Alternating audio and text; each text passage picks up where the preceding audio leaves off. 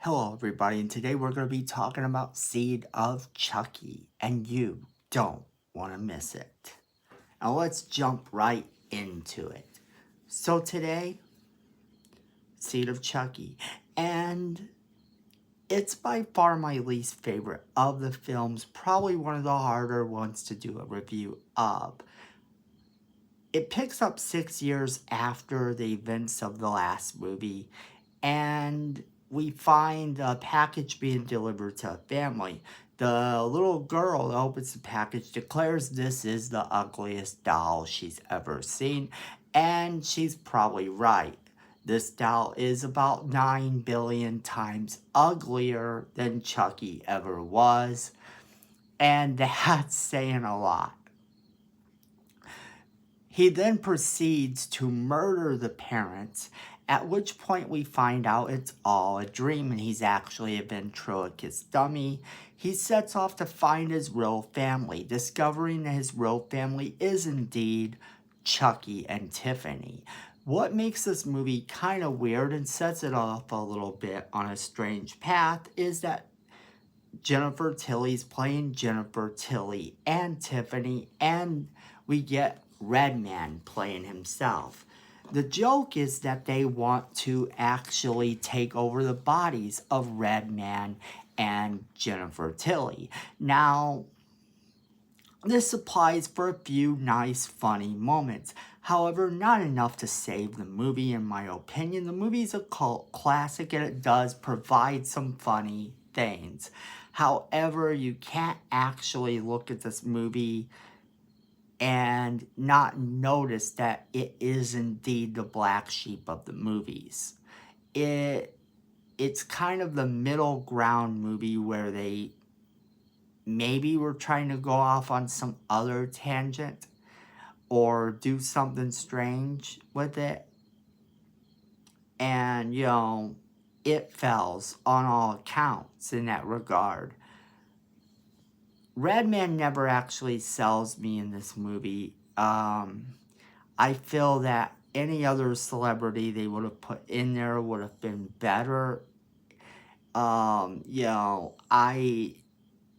think that he overacts because he knew the script was incredibly bad. And he's not wrong, it really was.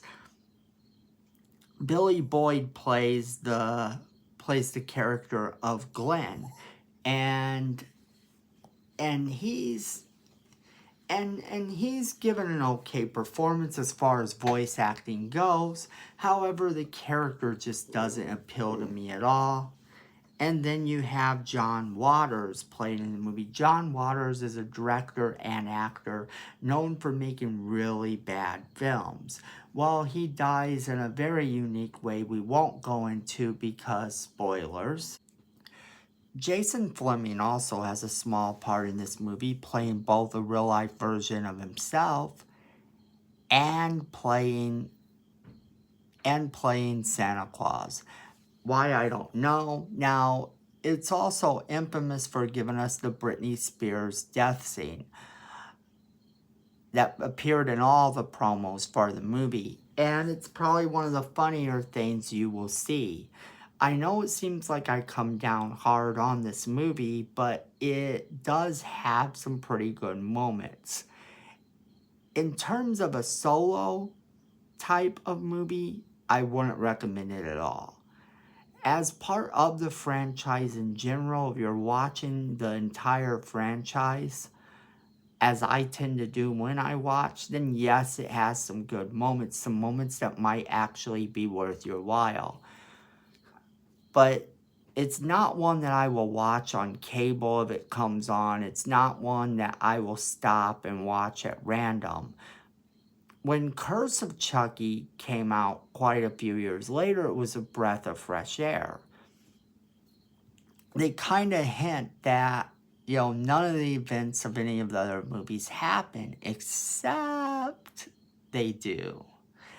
And see, that was what made that movie kind of brilliant. And we know that it's connected to the other movies because then the Cult of Chucky came out, which brought us back into having if there was any shadow of a doubt the movie was connected after you saw it, then, you know, Cult of Chucky would redefine that for you.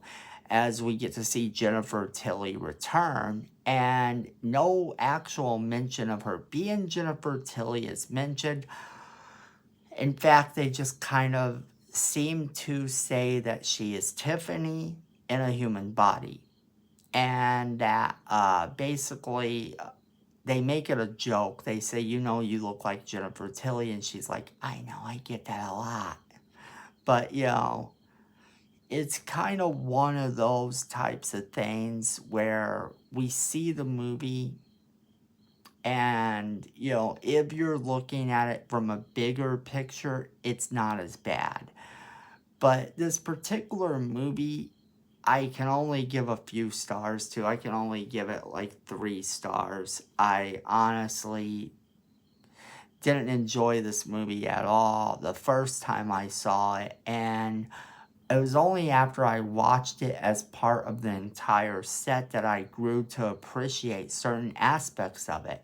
So when you're watching it, you have to realize that as part of the bigger picture, it does have some okay moments. But in terms of the movie itself, it's kind of a letdown. That's what I think anyway, but all film is subjective, and I want to hear your opinions, so make sure you let me know what you think about the movie. So make sure to leave us a comment in the comment box, and let us know what you think. Also, hit that like button, and hit that notification bell so you know when we do our next video. And make sure that you're hitting the subscribe button because Miko says we need more subscribers and you don't want to disappoint Miko. Now, here's the thing. On this channel, we talk about all things fandom and we talk about them in a positive way. And that's something that interests you. You've come to the right place. So definitely make sure you join us again and we want to hear from you. So, until next time, be safe out there. And remember, at the end of the day, fandom is family.